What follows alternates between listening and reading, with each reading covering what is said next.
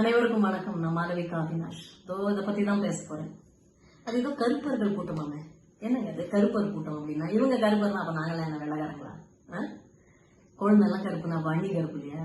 தம்பி எல்லாம் கருப்புனா அப்ப அக்கா கருப்பு இல்லையா? அதே போல செப்பரேட்டா ஒரு கருப்பர் கூட்டம் என்ன அமெரிக்காவை பார்த்து சூடு போட்டுக்கிறாங்களா? பிளாக் லைவ்ஸ் மேட்டர் அப்படின்னு அவங்க ஏதோ போராட்டம் பண்றாங்க. அவங்க சமுதாயத்துக்கு சரி அதை பார்த்து நாம சூடு போட்டுக்கிறோமா கருப்பர் கூட்டம்னு? கருப்பர் கூட்டம் என்ன பண்ணுது? இந்து கடவுள் எல்லாம் திட்டுறாங்க இல்லையா? நாங்க கருப்புசாமி கருப்பர் அப்படின்னு ஒருத்தர வணங்குறோம். அது தெரியுமா உங்களுக்கு? இந்துக்கள்லாம் சிவனுடைய அவதாரமா நினைக்கிறோம் அவரை.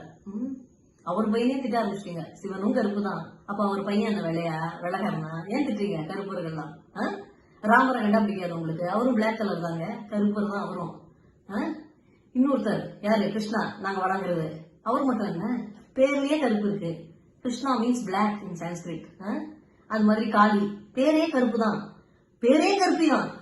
அதுக்கப்புறம் மீனாட்சி அம்மன் அவங்களும் கருப்பு தான். ஏதாவது ஒரு இந்து கடவுள் காட்டுங்களேன், ஏதாவது ஒரு சிலை காட்டுங்களேன் வெள்ளையா ஏதாவது பண்ணிட்டு இருக்கோம். எல்லாருமே கருப்பர் தாங்க. 1000 வருஷத்துக்கு முன்னாடி ஒருத்தன் வந்தான். ஒரு கும்பல் வந்துச்சு, கழுத்துல கத்தி வச்சாங்க, இருக்கிற கோயிலாம் உடச்சு போட்டாங்க, மதம் மாறியா கொலை பண்ணிட்டோமான்னு கேட்டாங்க, இருக்கிற சொத்தெல்லாம் தூக்கிட்டு ஓடி போனாங்க. அவங்க பத்தி உங்களுக்கு எந்த கோபமும் இல்லைல்ல?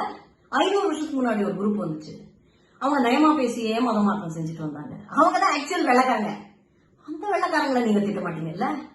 உங்க கூடவே 10,000 வருஷமா இருக்கோங்க. எங்களை திட்டுங்க, இந்துக்களை திட்டுங்க. நாங்க உங்க கூட இருக்கோம், நீங்க எங்க கூட இருக்கீங்க.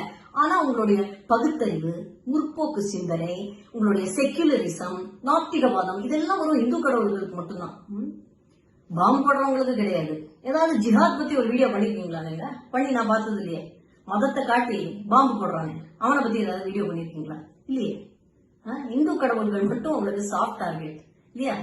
யாருக்காக பண்றீங்க இதெல்லாம்? முற்போக்கு சிந்தனையெல்லாம் நான் ஒத்துக்க மாட்டேன். இதெல்லாம் ஓட்டுக்காக தானே பண்றீங்க. உங்க பொலிட்டிக்கல் அஜெண்டா அது. அடுத்த வருஷம் ஆட்சிக்கு வரணும், அதுக்காக இதெல்லாம் பண்றீங்க இல்லையா? 70 வருஷமா அதே தான் பண்ணிட்டு வரீங்க. ஆனா ஒண்ணு சொல்லுங்க, 70 வருஷமா மாத்தி மாத்தி உங்க பார்ட்டியும் ஆண்டுட்டு தானே இருந்தது. ஏன் ஜாதியெல்லாம் அவங்க ஒழிச்சிருக்க வேண்டியதானே? எலெக்ஷன் டைம்ல மட்டும் இந்த மாதிரி இந்துக்களை திட்டா ஓட்டு வந்துடும் இல்லையா? அவ்வளவுதானே, பாலிடிக்ஸ் தானே இது.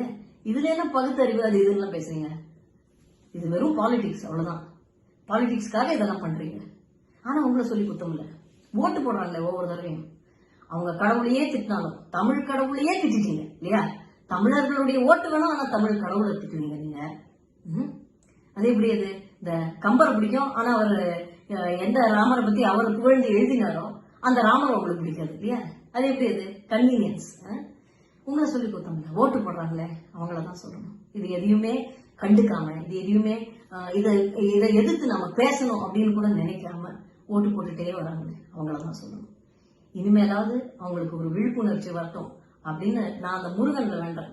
இனிமேலாவது தமிழ்நாட்டில் இருக்கக்கூடிய இந்துக்கள்லாம் கொஞ்சம் விழிப்புணர்ச்சியோட கொஞ்சம் முழிச்சுக்கிட்டு என்ன நடக்குது, எத்தனை வருஷமா நம்மளை இவ்வளவு கேவலப்படுத்தி பேசுறாங்க அவங்களுடைய பாலிடிக்ஸ்க்காக, அதை இனிமேலாவது நாம எதிர்ப்போம் அப்படிங்கிற ஒரு விழிப்புணர்ச்சி தமிழர்களுக்கு வரணும்.